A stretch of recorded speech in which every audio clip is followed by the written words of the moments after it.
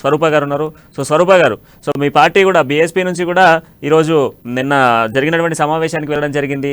మరి మీ పార్టీ మద్దతు కూడా అఖిలపక్ష నేతలతో కూడా మీరందరూ కూడా ఏకదాటిగా పోరాటం చేస్తామని చెప్తా ఉన్నారు. సో రాష్ట్ర ప్రభుత్వం మరి చేస్తుంది కదా, రాష్ట్ర ప్రభుత్వం చేస్తూ కూడా సీట్కి సంబంధించి ఒక సీట్ని ఏర్పాటు చేయడం జరిగింది. ఆ ఏర్పాటు చేసిన సీట్ దర్యాప్తు చేస్తూ ఉంది. సో దర్యాప్తులో భాగంగా అనేక మందికి నోటీసులు కూడా జారీ చేసింది. అయినప్పటికీ కూడా పోరాటం చేస్తా అని చెప్పేసి మీరు అంటున్నారు. సో ఇప్పుడు సీట్ ద్వారా న్యాయం జరగట్లేదు విద్యార్థులకని మీరు భావిస్తున్నారా? అవునండి, మాకు సీట్ తర్వాత మాకు న్యాయం జరగడం లేదు. చెప్పి మరి సిబిఐకి అప్పచెప్పి కేసు మీరు తొందరగా మరి బిఎస్ఆర్ వాళ్ళు మరి కేసీఆర్ గారు వెంటనే వీళ్ళను అరెస్ట్ చేయకుండా కోర్టుకు అప్పేయకుండా మరి అదే అసెంబ్లీలో కొట్లాడుతున్న మరి అన్ని పార్టీల వాళ్ళు కూడా మరి ఎంతో నిరుద్యోగులకు 35 లక్షల మందికి అన్యాయం జరిగి ఈ రోజు టిఆర్ఎస్ వాళ్ళు మరి గెలిచిన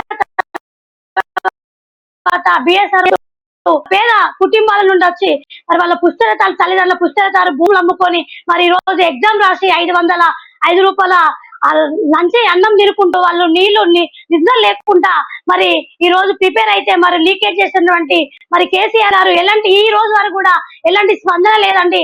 ఎలాంటి అరెస్టులు కానీ హైకోర్టు కానీ మరి అప్పచెప్పలేదని మేము మరి బహుజన సమాజ్ పార్టీ నుండి మరి డాక్టర్ ఆర్ఎస్ రవి గారు మరి రాష్ట్ర అధ్యక్షుడు గారు మేము గత 2 నెలల నుండి అమర నిహార దీక్షలు కూడా చేయడం జరిగింది. మరి ఈ రోజు బీఆర్ఎస్ మరి టిఆర్ఎస్ మన బీఆర్ఎస్ లో మరి కేసీఆర్ గారు అక్రమ అరెస్టు చేసి మరణించడం జరిగింది.